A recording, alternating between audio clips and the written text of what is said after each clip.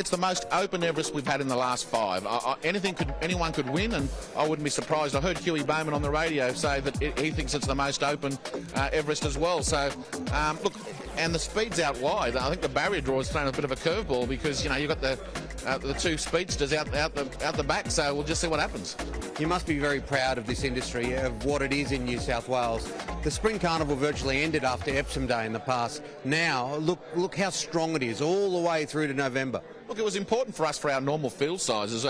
Unfortunately, October, November, when it came around, you know, we were getting 6 and 7 horse fields. What this carnival has done is invigorate all our other races, and now we're averaging 12 a field, and that's good for our revenues. So our revenues have gone up substantially, which enables us to increase prize money to the participants. The dividends to the participants are the prize money, so the more revenue you can generate, the more you can give to the participants. And what this carnival's done for us is enabled us to generate substantial new revenues, which we're distributing back as prize money. And I heard you mention earlier how we're starting to attract a different demographic, and it's so important that the next generation comes through and sees how wonderful this industry is and wants to get to the races and wants to get involved in the races. As I said, the mistake all sports make, they never look at that next generation, and every demographic's different. So what we've done with the Everest is made it their generational event. So we sold 22,000 tickets. 80% of them were under the age of 30, and all this week when I'm being asked for tickets, it's all for their children, the 18 and 19-year-olds. So they've embraced this race. This is their generational race, and that's good for all racing. It's not just good for New South Wales. You get these people in at this age, and they'll stay lifelong fans and customers. It's good to have the government invested, not only financially, but they are emotionally invested. Stuart Ayres, of course, breeds horses himself. Kevin Anderson, we had him on the show last week.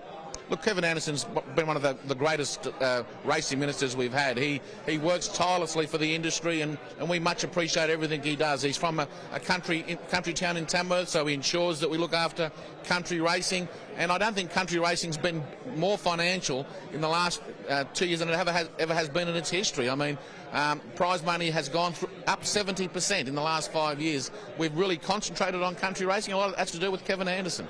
And our messaging often, as I wrap it up, to everyone who watches our program is you can be the butcher, the baker, the candlestick maker, and you can be involved in this industry. It doesn't matter what percentage you buy into, and what it comes with is a whole lot of fun.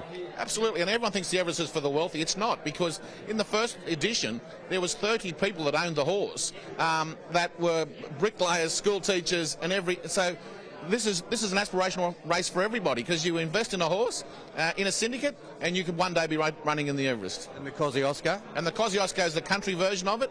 And again, it's a little bit different because we sell tickets through the TAB agencies, a $5 ticket, and then they become the slot owners. They pick the horse, and it's really generated a new excitement within the country racing industry, and it can only get bigger. And now this year we've got the 4 pillars, the new midway race, and we're going to expand on that, and that gives everybody in the industry an opportunity, because they're for midway trainers, they're not for the elite trainers, and you've got the Kosciuszko for the country trainers, and it's exclusively for them.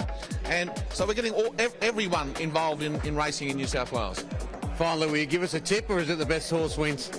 Look, I think because the speed's on, I think it's going to be something that's going to come home late, and the two that as Classic Legend and Mars Crusader, they're the two I think. But as I said, the speed's out wide, so it's going to be interesting how the race is going to be run, and that'll determine the ultimate winner.